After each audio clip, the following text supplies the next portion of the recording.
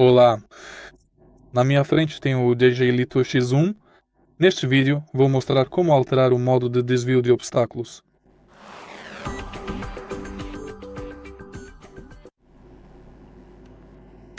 Para começar, abra o aplicativo DJI, selecione Go Fly, vá para Configurações e, em seguida, selecione Ignorar.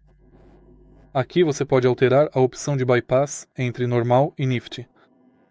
Ao controlar a aeronave por meio de manches e com o recurso Nifty Bypass ativado, a aeronave evita obstáculos com mudanças de altitude mais sutis e voa de forma mais suave, porém com maior risco de colisão.